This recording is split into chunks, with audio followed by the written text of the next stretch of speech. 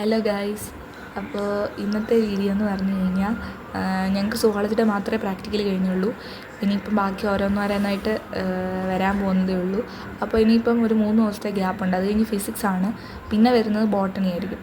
അപ്പം ഞാൻ വിചാരിച്ചു ബോട്ടണി ഒന്ന് പഠിക്കാമെന്ന്. അപ്പോൾ ബോട്ടണി പഠിക്കാൻ എടുത്തപ്പോൾ ഞാൻ വിചാരിച്ചു ഞങ്ങൾ പഠിക്കുന്ന കാര്യങ്ങൾ, ക്വസ്റ്റ്യൻസ്, ആൻസേഴ്സ് എല്ലാം നിങ്ങളുമായിട്ടൊന്ന് ഷെയർ ചെയ്യാമെന്ന് കരുതി.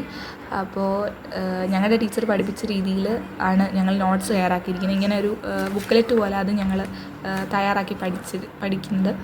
അപ്പോൾ അത് നിങ്ങളുമായിട്ട് ഷെയർ ചെയ്യാമെന്ന് ഞാൻ കരുതി. അപ്പോൾ ഒരു ചെറിയ വീഡിയോ ആണ്, നിങ്ങൾക്ക് യൂസ്ഫുൾ ആകുമെന്ന് കരുതുന്നു.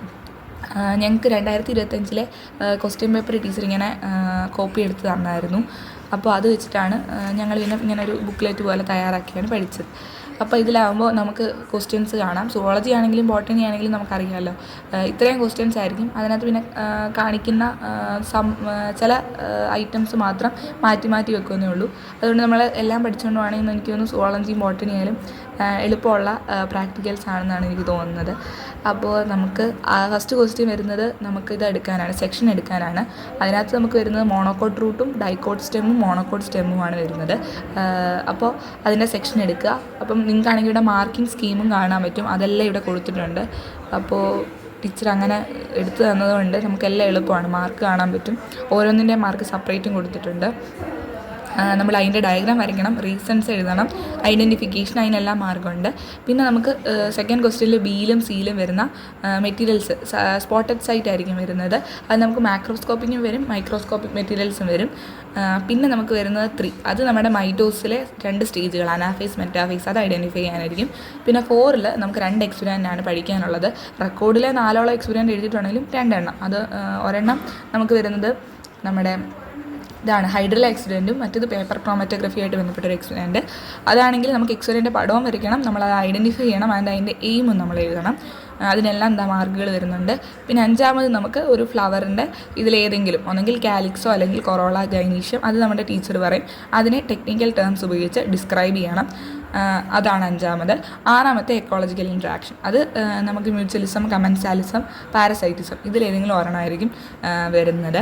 7ാമത് prepare a cross section of anther, അതാണ് ലാസ്റ്റ് വരുന്നത്. ആന്തറിൻ്റെ ക്രോസ് സെക്ഷൻ, അവിടെ നമുക്ക് അതിൻ്റെ ലേബിൾഡ് ഡയഗ്രാം ഉണ്ട്.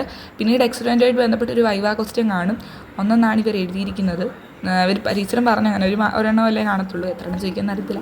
പിന്നെ നമ്മുടെ റെക്കോർഡ്, അതിന് 2 മാർക്ക്. അങ്ങനെയാണ് മൊത്തത്തിൽ 20 മാർക്ക് നമുക്ക് വരുന്നത്. 1.5 മണിക്കൂറിൻ്റെയാണ്, നമ്മുടെ സെയിം സുവോളജി പോലെ തന്നെ. അപ്പോൾ ഇതിൻ്റെ ആൻസറും കൂടി ഞാൻ കാണിക്കാം. ഞങ്ങളിങ്ങനെ ഈ ഒരു ക്വസ്റ്റ്യൻ പേപ്പർ ടീച്ചർ തന്നു, എന്നിട്ട് ഞങ്ങളിങ്ങനെ അതിൻ്റെ വേണ്ട ആൻസേഴ്സ് ആ രീതിയിൽ ഇങ്ങനെ 1A ആ രീതിയിൽ, അതായത് എക്സാം പോലെ തന്നെയാണ് ടീച്ചർ ഞങ്ങൾക്കെല്ലാം സെറ്റ് ചെയ്ത് തന്നത്. അതുകൊണ്ട് ഞങ്ങൾക്ക് പഠിക്കാനും എളുപ്പമാണ്. ഇവിടെ പിക്ചേഴ്സും ഞാൻ കൊടുത്തിട്ടുണ്ട്, നിങ്ങൾക്ക് ആവശ്യമാണെങ്കിൽ നോക്കാം. അതിൻ്റെ പാർട്സും ലേബൽ ചെയ്യേണ്ട മാർക്ക് ചെയ്തിട്ടുണ്ട്. റീസൺസ് ഫോർ ഐഡൻറ്റിഫിക്കേഷൻ, ആദ്യം ഡൈക്കോട്ട് അല്ലെങ്കിൽ മോണോക്കോട്ട് ആകാനുള്ള കാരണം, പിന്നെ സ്റ്റെം അല്ലെങ്കിൽ റൂട്ട് ആകാനുള്ള കാരണം, പിന്നെ ഐഡൻറ്റിഫിക്കേഷൻ എഴുതിയിട്ട് given material A is identified as dicot stem, അല്ലെങ്കിൽ നമ്മളോട് എന്താ ചോദിക്കുന്നത്, മോണോക്കോട്ട് സ്റ്റെം, മോണോക്കോട്ട് റൂട്ട്. അത് പിന്നെ അടുത്തായിട്ട് വരച്ചിരിക്കുന്നത് മോണോക്കോട്ട് സ്റ്റെമ്മാണ്, ഞാൻ ഓടിച്ച് കാണിക്കാം. പിന്നെ ഇത് 1 ഞാൻ വെട്ടിയിട്ടിരിക്കുന്നത് ഡൈക്കോട്ട് റൂട്ട് നമ്മൾ റെക്കോർഡ് വരയ്ക്കുന്നേ ഉള്ളൂ. നിങ്ങൾ റെക്കോർഡ് വരച്ചിട്ടുണ്ടായിരിക്കും, ഞങ്ങൾ റെക്കോർഡ് വരച്ചു, പക്ഷേ അത് നമുക്ക് എക്സാമിന് വേണ്ട, ചോദിക്കത്തില്ല. പിന്നെ അടുത്തതായിട്ട് മോണോക്കോട്ട് റൂട്ട്, അങ്ങനെ അത്ര എണ്ണം. പിന്നെ അടുത്ത 2Bയിലേക്ക് വരികയാണെങ്കിൽ മൈക്രോസ്കോപ്പിക് ഐറ്റംസ് ഉണ്ട്, മാക്രോസ്കോപ്പിക് ഐറ്റംസ് ഉണ്ട്. സ്പൈറോഗൈറ, റൈസോപ്പസ്, ഓസിലിറ്റോറിയ, അതിൻ്റെ പോയിന്റുകളെല്ലാം കൊടുത്തിട്ടുണ്ട്. ഇത് പിന്നെ മൈക്രോസ്കോപ്പിൽ കൂടെ നോക്കിയപ്പോൾ ഞാൻ ജസ്റ്റ് കളേഴ്സ് എഴുതിയതാണ്, ഞാൻ ചുമ്മാ പടം വരച്ചാൽ. ഇതിൽ റൈസോപ്പസ് എളുപ്പമാണ്, കാരണം നല്ല പിങ്കിഷ് കളറല്ലേ, നമുക്ക് പെട്ടെന്ന് ഐഡൻറ്റിഫൈ ചെയ്യാം. പിന്നെ സ്പൈറോഗൈറയും ഓസിലിറ്റോറിയ പിന്നെ നമുക്ക് എന്തെങ്കിലും ഡൗട്ട് വന്നാൽ, പക്ഷേ എന്നാലും കഴിഞ്ഞ ദിവസം ഞങ്ങൾ ഒന്നുകൂടെ കണ്ടായിരുന്നു, മൈക്രോസ്കോപ്പിൽ കൂടെ ടീച്ചർ കാണിച്ചായിരുന്നു. അപ്പം ഓസിലിറ്റോറിയ നല്ല നീളത്തിൽ, അതുപോലെ ഈ ഡെഡ് സെൽസ് നെക്രീഡിയെ നമുക്ക് ഇങ്ങനെ തിരിച്ചിരിച്ച് കാണാൻ പറ്റും, നല്ല സ്മൂത്തായിട്ട് കാണാൻ പറ്റും. അസമയം സ്പൈറോഗൈറ ആണെങ്കിൽ അത് നമുക്കിങ്ങനെ സ്പൈറലി കോയിൽഡ്, ആ ഷേപ്പ് ഇങ്ങനെ വളഞ്ഞ സ്പൈറലി കോയിൽഡ് ഷേപ്പ് നമുക്ക് നല്ലതായിട്ട് കാണാൻ പറ്റും. ഇതൊരു മഞ്ഞ നീല ആ രീതിയിലാണ് ഇതിൻ്റെ കളർ വരുന്നത്, ഇത് കറക്റ്റ് പച്ച കളറും. അപ്പോൾ ഞാൻ അതിന് പടം കിട്ടുകയാണെങ്കിൽ അതുകൂടെ സൈഡിൽ കാണിച്ചേക്കാം. പിന്നെ മാക്രോസ്കോപ്പിക്കിൽ വരുന്നത് പൈനസ് മെയിൽ കോണും ഫീമെയിൽ കോണും, അത് നമുക്ക് ഐഡൻറ്റിഫൈ ചെയ്യാൻ വളരെ എളുപ്പമാണ്. മെയിൽ കോണ് ഫീമെയിൽ കോണിനേക്കാൾ വളരെ ചെറുതാണെന്ന് പറയുമ്പോൾ കാണുമ്പോൾ തീരെ ചെറുതാണ്, ആ ഒരു ജാറിനകത്ത് തീരെ ചെറുതായിട്ടാണ് മെയിൽ കോൺ ഇരിക്കുക. ഫീമെയിൽ കോൺ വലുതാണ്. പിന്നെ നമുക്ക് അവിടെ തന്നെ വരുന്നതാണ് സർഗാസം, അത് ആ സെക്ഷനിൽ തന്നെ വരുന്നതാണ്. Floating brown algae, air bladders are present, thallus. അതോടെ നമ്മുടെ 2B കഴിഞ്ഞു. ഇനി 2Cയും വരുന്നുണ്ട്. 2Cയിൽ നമുക്ക് വരുന്നത് ഫോട്ടോഗ്രാഫ്സ് ആണ്. അത് PBR 322 ബയോറിയാക്ടർ BT കോഡ്. നമുക്ക് ഇത്തവണത്തെ +2 സിലബസിൽ പഠിക്കാനുള്ള കാര്യങ്ങൾ തന്നെയാണ്. അപ്പോൾ അതിനെപ്പറ്റിയെല്ലാം ചെറിയ ചെറിയ ഡിസ്ക്രിപ്ഷൻ ടീച്ചർ തന്നത് ഞാനിവിടെ കൊടുത്തിട്ടുണ്ട്. പിന്നെ നമുക്ക് 3D ഞാൻ പറഞ്ഞാൽ മെറ്റാഫേസ്, അനാഫേസ്, അതും ഫോട്ടോഗ്രാഫ്സ് വെച്ചിട്ടുള്ളത്. അതിനകത്ത് ക്രോമസോംസ് ഇക്വറ്റോറിയൽ പ്ലെയിനിൽ ഇക്വേറ്ററിൽ അറേഞ്ച് ചെയ്തിരിക്കുകയാണെങ്കിൽ അത് മെറ്റാഫേസ്, അല്ലാതെ ഓപ്പോസിറ്റ് പോൾസിലേക്ക് മാറി നിൽക്കുകയാണെങ്കിൽ അത് അനാഫേസ്. ഞാൻ തിരിച്ചാണ് പറഞ്ഞത്, ആദ്യത്തെ മെറ്റാഫേസ് പിന്നെ അനാഫേസ്. പിന്നെ നമ്മുടെ 4E എക്സ്പെരിമെൻ്റ് ആണ് വരുന്നത്. എക്സ്പെരിമെൻ്റ് വരുമ്പം നമ്മൾ എയിം എഴുതണം, എക്സ്പെരിമെൻ്റിൻ്റെ ഒരു പിക്ചർ വരയ്ക്കണം, പിന്നെ ഇത്രേ ഉള്ളൂ. എയിം എഴുതണം, പിക്ചർ വരയ്ക്കണം, ഐഡൻറ്റിഫൈ ചെയ്യണം എക്സ്പെരിമെൻ്റ് ഏതാണ്, എന്നിട്ട് എയിം പിക്ചർ വരയ്ക്കണം. അത് രണ്ടുമാണ് ചെയ്യേണ്ടത്. അതും ഇവിടെ കൊടുത്തിട്ടുണ്ട്.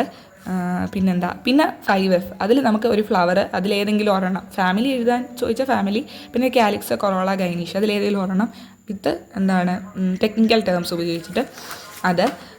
പിന്നെ നമുക്ക് വരുന്ന 6Gയിൽ ഏതെങ്കിലും ഒരു നമ്മുടെ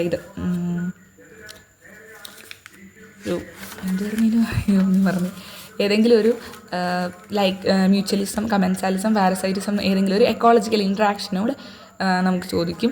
അപ്പോൾ അതിലേതെങ്കിലും, അതേത് ഇൻട്രാക്ഷനാണ്, പോസിറ്റീവാണോ നെഗറ്റീവാണോ അത് എഴുതണം, ഇൻട്രാക്ഷൻ്റെ പേര് എഴുതണം, പിന്നെ അതിനെപ്പറ്റി ഇത്രയും. അതോടെ 6G കഴിയും. പിന്നെ 7ൽ ഞാൻ പറഞ്ഞാൽ ആന്തറിൻ്റെ ക്രോസ് സെക്ഷൻ എടുക്കണം. അതും വളരെ സിമ്പിളാണ്. ഇതാണ് എൻ്റെ ബോട്ടണി റെക്കോർഡ്. അപ്പം ആന്തറിൻ്റെ ക്രോസ് സെക്ഷൻ ഞാൻ റെക്കോർഡിൽ വരച്ചത് കാണിക്കാം.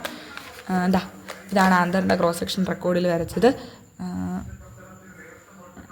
ഇതിന് പിന്നെ പ്രത്യേകിച്ചൊന്നും എഴുതാനില്ലല്ലോ. ആന്തറിൻ്റെ ക്രോസ് സെക്ഷൻ ചെയ്യുക, റെക്കോർഡ് പടം വരയ്ക്കുക, അതോടെ അതും കഴിയും. പിന്നെ നമ്മുടെ ഈ ഒരു റെക്കോർഡ് സബ്മിറ്റ് കൂടെ ചെയ്ത് കഴിഞ്ഞാൽ നമുക്ക് 20 മാർക്ക് സുഖമായിട്ട് കിട്ടും.